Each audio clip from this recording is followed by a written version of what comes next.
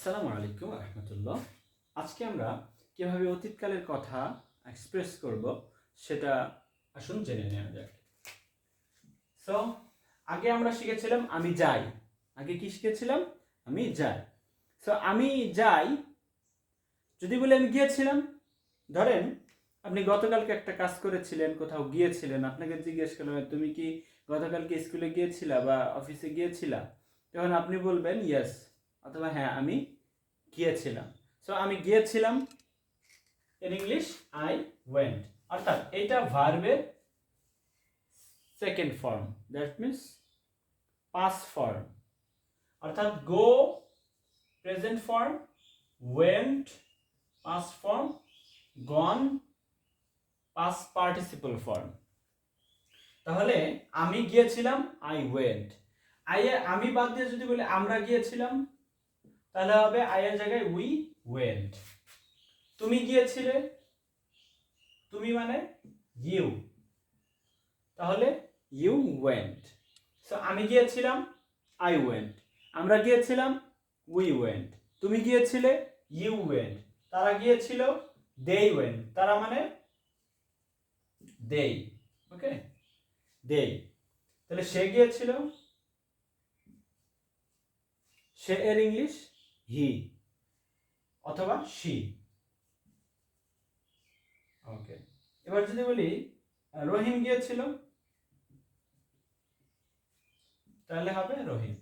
ওকে, so আমি গিয়েছিলাম I went, আমরা গিয়েছিলাম উই ওয়েন্ট, তুমি গিয়েছিলে ইউ ওয়েন্ট, তারা গিয়েছিল দে ওয়েন্ট, সে গিয়েছিল হি ওয়েন্ট, রহিম গিয়েছিল রহিম ওয়েন্ট।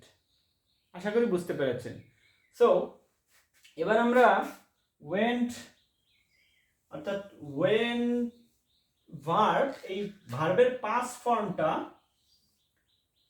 ফর্মটাকে চেঞ্জ করব।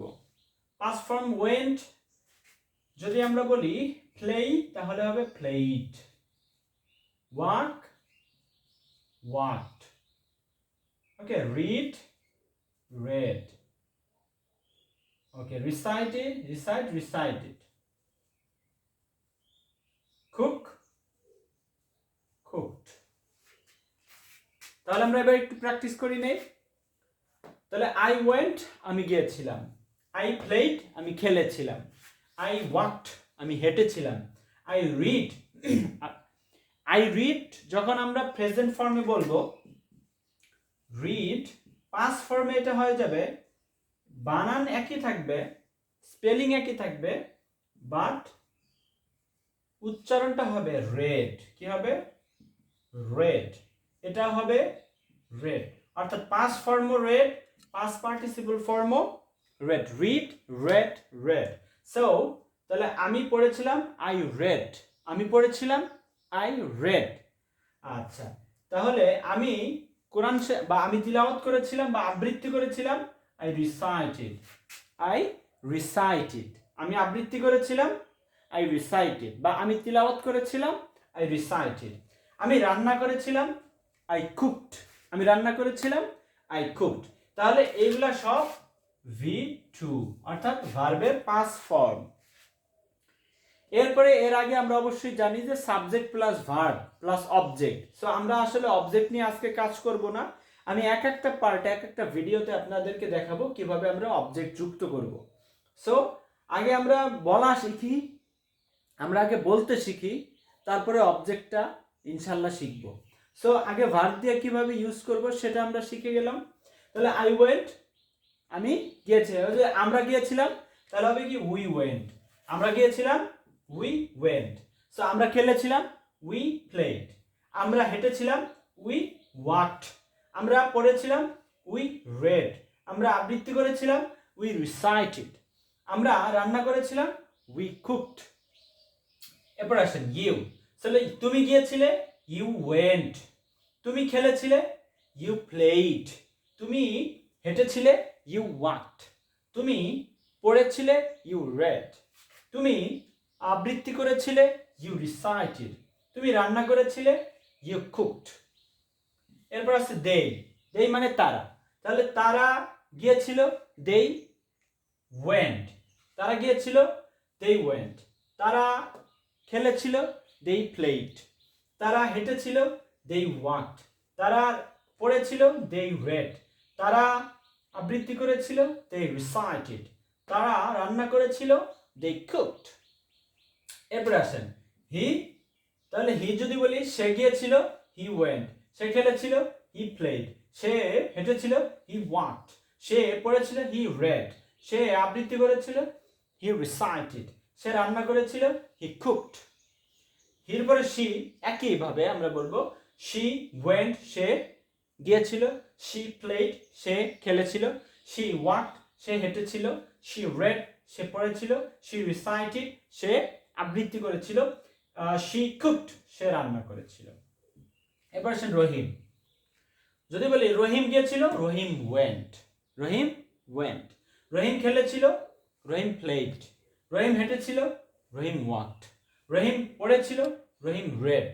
রহিম আবৃত্তি করেছিল, রহিম recited. রহিম রান্না করেছিল, রহিম cooked. আশা করি আপনারা বুঝতে পেরেছেন। রহিমের জায়গায় যদি বলি আমার মা রান্না করেছিল, my mother cooked. আমার মা আবৃত্তি করেছিল, my mother recited. আমার মা কোরআন শরীফ পড়েছিল বা আমার মা তিলাওয়াত করেছিল, my mother recited. তোমার বাবা গিয়েছিল, your father went. তোমার ভাই গিয়েছিল, your brother went. তাহলে আমরা এখানে কি দিব?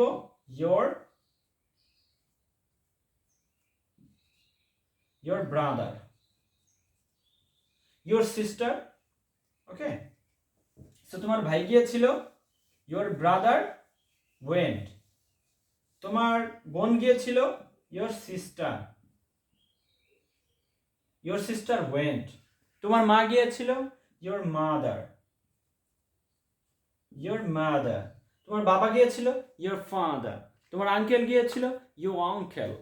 ওকে, তোমার শিক্ষক গিয়েছিল, your teacher. সো আমরা এভাবে করে প্র্যাকটিস করব। সো কি দাঁড়াইলো? তোমার ভাই গিয়েছিল, your brother went. তোমার ভাই খেলেছিল, your brother played. তোমার ভাই হেঁটেছিল, your brother walked. তোমার ভাই পড়েছিল, your brother read. Your brother read. তোমার ভাই আবৃত্তি করেছিল, your brother recited. তোমার ভাই রান্না করেছিল, your brother cooked. তোমার বোন গিয়েছিল, your sister went. তোমার বোন খেলেছিল, your sister played. Okay, so তোমার মা রান্না করেছিল, your mother cooked. তোমার মা তিলাওয়াত করেছিল, your mother recited. সো আশা করি আপনারা বুঝতে পেরেছেন। এভাবে করে আপনারা কন্টিনিউয়াসলি প্র্যাকটিস করেন।